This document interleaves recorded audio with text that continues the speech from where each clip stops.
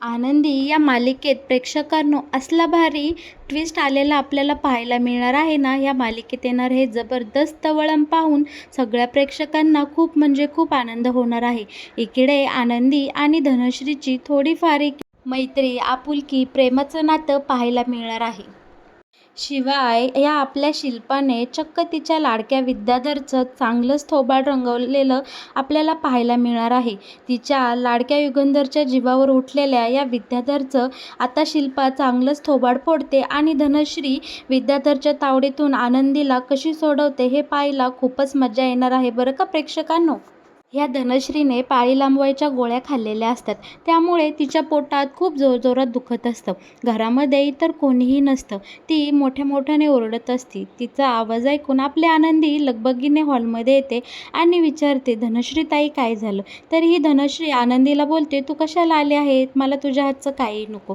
तेव्हा आता आनंदी सांगते, धनश्री ताई घरामध्ये कुणीही नाही, फक्त तुम्ही आणि मी आहात. तुम्हाला काय होतंय? ती म्हणती, माझं खूप पोट दुखते. तेव्हा आनंदी आता तिला पाणी आणून देते आणि इकडे नेमका धनश्रीच्या फोनवर आता डॉक्टरांचा फोन आलेला असतो. आनंदी तो फोन उचलते आणि डॉक्टरांना सांगते की धनश्रीताईंच्या खूप पोटात दुखत आहे, मी काय करू? तेव्हा डॉक्टर म्हणतात, धनश्रीला लगोलग माझ्या हॉस्पिटलमध्ये घेऊन ये. आता आनंदीला दिसत नसतं, घरातही कोणी नसतं, मग गाडी चालवणार कोण? ती तिच्या आपल्या वस्तीतल्या एका रिक्षावाल्याला फोन करते आणि ताबडतोब इकडे मालक साहेबांच्या हवेलीकडं रिक्षा घेऊन ये असं सांगते आणि रिक्षा करून आपल्या आनंदी या धनश्रीला दवाखान्यात नेते.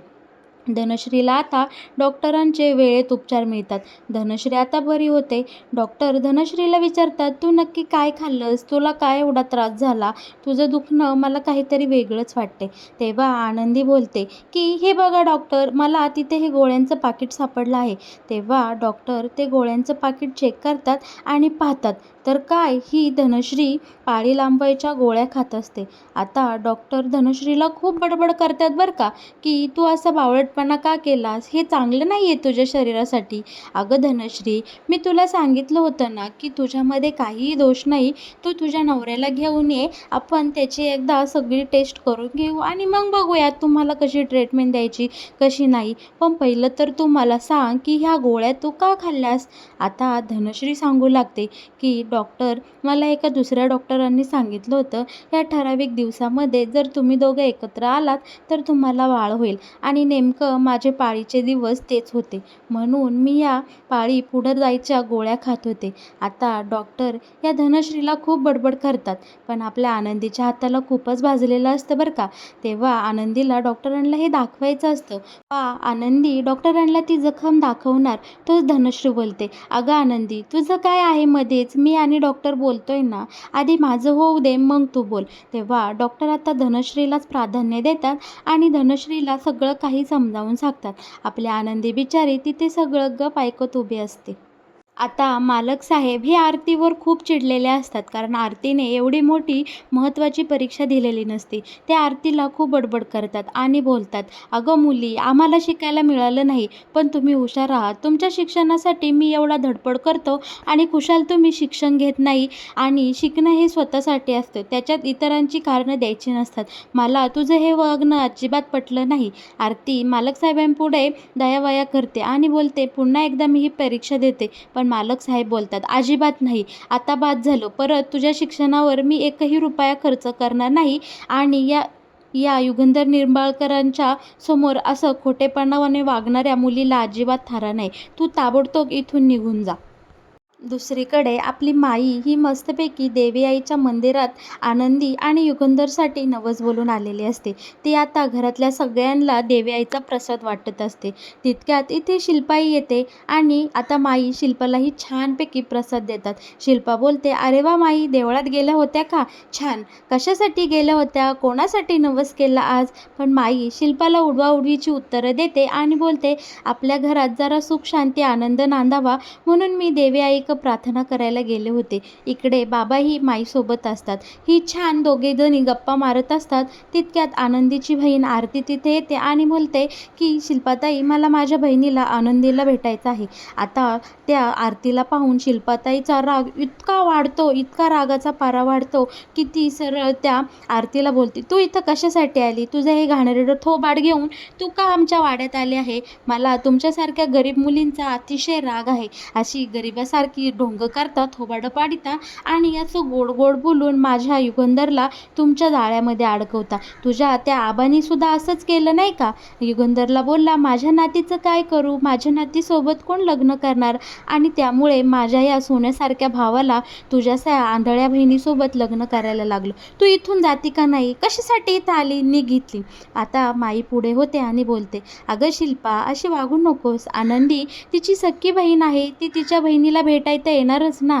तेव्हा आता शिल्पा बोलते, माई तुम्ही अजिबात मध्ये बोलू नका. ही भंगारडी, ही गरिबाची माणसं अशीच गोड गोड बोलून आपल्यासारख्या श्रीमंताच्या घरात शिरतात आणि आपल्या घराचं वाटोळं करतात. ए मुली, जा लवकर इथून. तुझ्या बहिणीला अजिबात भेटायचं नाही. आणि ती कुठं तडमडलीत काय माहिती सकाळपासून, अजिबात मला दिसली नाही. पण आता इकडे शिल्पा खूप त्रागावागा करत असते आणि आरतीला त्रास देत असते. आरती मात्र एकच बोलत असते, प्लीज प्लीज शिल्पाताई, मला माझ्या बहिणीला भेटू द्या. मला तिच्यासोबत खूप काही महत्त्वाचं बोलायचं आहे. प्लीज शिल्पाताई. पण इकडे शिल्पावर या आरतीच्या प्रयत्नांचा किंवा हिने मागितलेल्या या रिक्वेस्टचा काहीही फायदा होत नाही. आता मात्र इकडे आनंदी येते आणि आनंदी बोलते, आरतीताई, अगं काय झालं? तेव्हा आता आनंदीला पाहून आरतीला खूप आनंद होतो आणि ती धावत पळत आरतीजवळ जाते. आता इकडे शिल्पाने धनश्रीला आणि आनंदीला एकत्र पाहिलं आणि मग काय, शिल्पा तर अजूनच रागाने खवळली आणि बोलली, ए धने, तू कशाला हिच्या संग गेली ग? धनश्री, तुला एवढी अक्कल नाही? तुझ्यावर एवढे वाईट दिवस आले आहे की तू ह्या आंधळ्या आनंदीसोबत हिंडत आहे? लगेच इकडे आता माईच पुढे होतात आणि बोलतात, अगं अगं शिल्पा, शांत हो जरा आणि बास कर, पुरे कर. जा बरं, तू आता तुझ्या रूममध्ये जा आणि आनंदीला भेटू दे तिच्या बहिणीला. असे लागत त्या दोघींचं काहीतरी महत्त्वाचं काम. बास कर. आता माईंच्या शब्दाला मान देते आणि शिल्पा तिच्या रूममध्ये लगोलग निघून जाते आणि सोबत धनश्रीला बोलते, चल धनश्री, तुझ्याकडं मी वरती जाऊन बघते. आणि धनश्रीलाही तिच्यासोबत तिच्या रूममध्ये घेऊन जाते.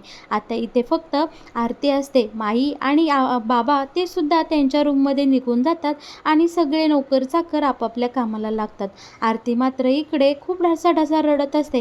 आनंदी पुढे होते आणि विचारते, आरतीताई, काय झालं आहे? तू काय एवढं रडते आहेस? आणि आनंदीचे हे शब्द ऐकून आपली आरती डायरेक्ट आनंदीच्या गळ्यात पडते आणि मोठमोठ्याने रडू लागते आणि सांगते, अगं आनंदी, माझ्याकडनं खूप मोठी चूक झाली आहे.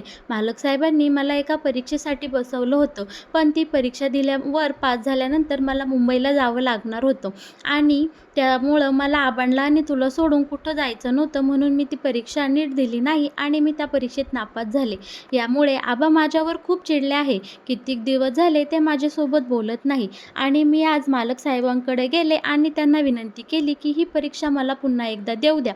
पण मालक साहेब माझ्यावर खूप चिडले आहे. त्यांनी मला साफ नकार दिला की मी तुला पुन्हा परीक्षेला बसून देणार नाही असा. आता इकडे आरती बोलत असते की आनंदी, माझ्याकडनं खरंच खूप मोठी चूक झाली आहे.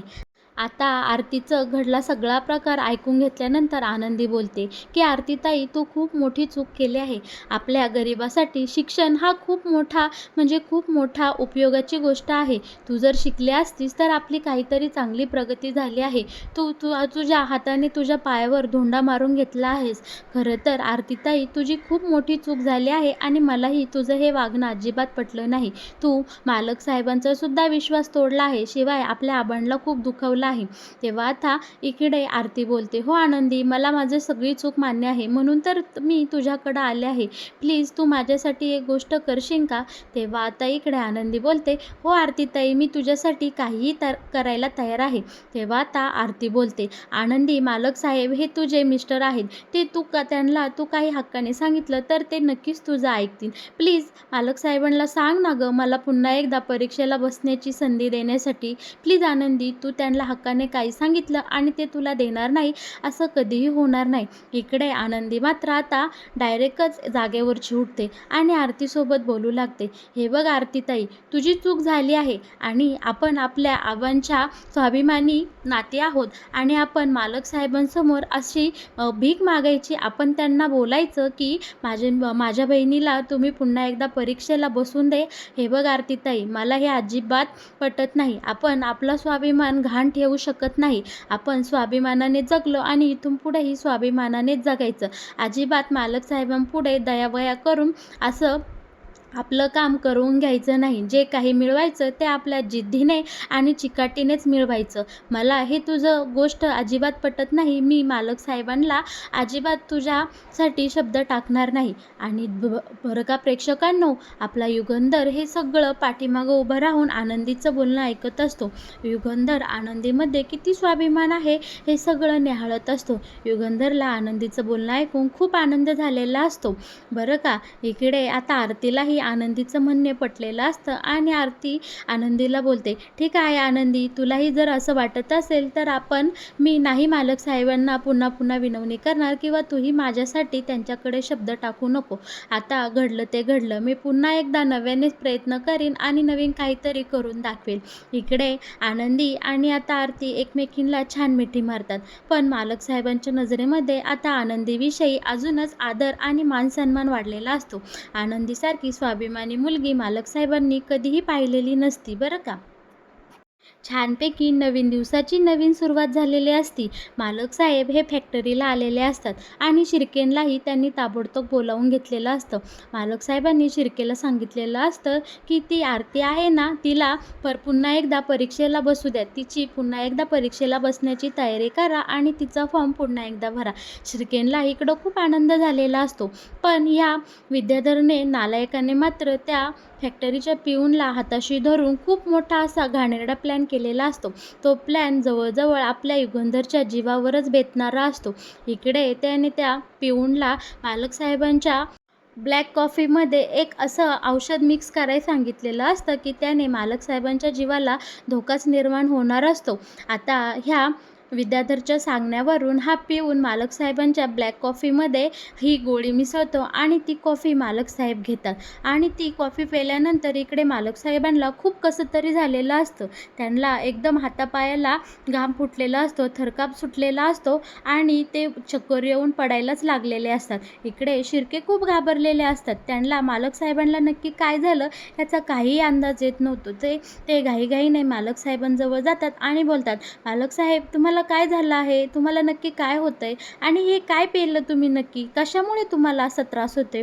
आता शिर्के मालक साहेबांना ताबडतोब हॉस्पिटलमध्ये नेऊन ॲडमिट करतात आणि ह्या पिऊनने या विद्याधरला तुमचं काम झालं आहे असं लगेच फोन करून सांगितलेलं असतं. आता विद्याधर मात्र खूप आनंदात असतो आणि तो स्वतःशीच मोठमोठ्याने हसून बोलत असतो की संपला या युगंधर निंबाळकरचा खेळ. आता त्याच्या या संपत्तीचा मालकही मी आणि त्याच्या या आनंदी साम्राज्याचा मालकही मी. इकडे आता हा विद्याधर खूप घाणेरडा खुश झालेला असतो. पण आपल्या युगंधरला मात्र खूप त्रास होत असतो आणि तो हॉस्पिटलमध्ये आपली जीवनमरणाची लढाई लढत असतो. दुसरीकडे हा नालायक विद्याधर डायरेक्ट आता निंबाळकर वाड्यावर येतो आणि घरामध्ये अंधारामध्ये आनंदी एकटीच असते. हा मूर्ख पुन्हा एकदा आनंदीसोबत जबरदस्ती करण्याचा प्रयत्न करताना आता आपल्याला दिसणार आहे. कारण आता इथे विद्याधरला असं वाटत असतं की आता आनंदीला माझ्यापासून कुणीही वाचू शकत नाही. आता आनंदी माझी कायमची होणार. तो तिच्यासोबत खूप गैरवर्तन करण्याचा प्रयत्न करत असतो. आनंदी इकडे खूप म्हणजे खूप घाबरलेली असते. आता हा विद्याधर आनंदीच्या अंगाला हात घालणार तोच आता आनंदीच्या तिथे डायरेक्ट आपली धनश्री येताना आपल्याला पाहायला मिळणार आहे. धनश्री विद्याधरला बोलत असते, अहो तुम्ही हे काय करत आहात? तेव्हा आनंदी खूप घाबरलेली असते. ती बोलते, धनश्रीताई मला वाचवा, मला ह्या विद्याधरपासून वाचवा. आणि ती आता धनश्रीच्या पाठीमागं जाऊन थांबते आणि तिचा आधार शोधत असते. तेव्हा धनश्री आता इकडे विद्याधरला विचारत असते, अहो तुमचा हा काय प्रकार चालला आहे? तुम्ही त्या आनंदीला कशाला त्रास देत आहात? तेव्हा आता इकडे हा विद्याधर धनश्रीला बोलतो, का गं तुझी लई जीभ चुरचूर करायला लागली का गं धने? बाजूला हो, मध्ये येऊ नकोस. माझ्या आणि आनंदीच्या मध्ये आज कुणीही येऊ शकत नाही. आज फक्त आमच्या दोघांचा दिवस आहे. आज आमची रासलीला आहे आणि ती तुला पाहायची असेल तर गपगुमान इथे उभं राहून बस आणि माझ्या आणि आनंदीच्या मधून बाजूला हो. आणि आता इकडे विद्याधर या धनश्रीला खूप जोरात ढकलून देताना आपल्याला पाहायला मिळणार आहे. पण धनश्री मात्र आता खूप रागाने पेटून उठलेली असते. ती डायरेक्ट थेट पुन्हा एकदा या विद्याधरच्या समोर येऊन उभी राहते आणि बोलते, आजवर मी तुमचं सगळं काही ऐकून घेतलं. तुम्हाला मी एकदम देवाचा मान दिला. तुम्हाला मी देव समजले आणि देवाचा दर्जा तुम्हाला दिला. पण खरं पाहायला गेलं तर तुम्ही त्या लायकीचेच नाही. तुमच्या अंगामध्ये आज डायरेक्ट राक्षस संचारला आहे. तुम्ही माझ्यासमोर या आनंदीसोबत रासलीला करायचं बोलता आणि तेही तुमच्या हक्काच्या बायकोसमोर. आता इकडे विद्याधर बोलत असतो, धने बाजूला हो. मला लय तू ज्ञान देऊ नकोस. मला तुला हात लावायची सुद्धा इच्छा नाही. पण धनश्री आता इकडे या विद्याधरच्या तावडीतून आनंदीला सोडवताना आपल्याला दिसणार आहे आणि आता इकडे आनंदी या धनश्रीच्या आधाराने या विद्याधर नावाच्या राक्षसाच्या तावडीतून सुटणार आहे. या दोघांची बाचाबाच खूप वेळ चालू असते. तितक्यात तिथे आता शिल्पा येते आणि शिल्पा बोलते, काय चाललं आहे इथे? कसला प्रकार चालू आहे? तेव्हा घडला सारा प्रकार धनश्री आता या आपल्या शिल्पाच्या कानावर घालणार आहे. शिल्पा मात्र आता विद्याधर समोर जाऊन विद्याधरच्या सनकेने कानाखाली पेटवून देते आणि बोलते, मी तुला पाठीमागच एकदा वॉर्निंग दिली होती की तू नीट वाग आणि जरा माणसासारखा वाग. पण तुझ्यातला राक्षस मरायला तयारच नाही आहे. पण बास, आता खूप झालं. आत्ताच्या आत्ता या घरातून चालता व्हायचं. तुझी नाटकं मी खूप ऐकून घेतली आणि तुला युगंधरच्या तावडीतून खूप वेळा सोडवलं. तितक्यात आता इकडे शिल्पाला दवाखान्यातून शिर्केंचा फोन आलेला असतो आणि इकडे मालक साहेब ॲडमिट आहे आणि त्यांच्यासोबत नक्की काय काय घडलं ही सगळी कल्पना आता शिर्के इकडे शिल्पाला देतात. आणि शिल्पाचा रागाचा पारा तर आता अजूनच चढलेला असतो. ती थेट या विद्याधरच्या पुन्हा एकदा मुस्काडीत लगावून देते आणि बोलते, नक्कीच यामागं तुझाच हात असणार आहे. अरे तू तुझ्या सख्या भावाच्या जीवावर उठलास. लाज नाही वाटली तुला? नालायका, आजवर मी तुला पाठीशी घातलं. या गोष्टीचा मला खूप पस्तावा होत आहे. जर माझ्या युगंधरला काही झालं तर तुझी काही हरकत नाही. ह्या घरातून तू आत्ताच्या आत्ता बाहेर चालतं व्हायचं आणि तुझं हे घाणेरडं थोबाड पुन्हा मला कधीही दाखवायचं नाही. तर मग प्रेक्षकांनो, कसं वाटलं आनंदी या मालिकेत येणारा हा नवीन ट्विस्ट? तुम्हाला आनंदी या मालिकेविषयी असेच नवनवीन अपडेट जर जाणून घ्यायचे असेल तर तुम्ही लवकरात लवकर आपल्या या चॅनलला सबस्क्राईब करा आणि हो, व्हिडिओला लाईक केल्याशिवाय अजिबात पुढे जाऊ नका.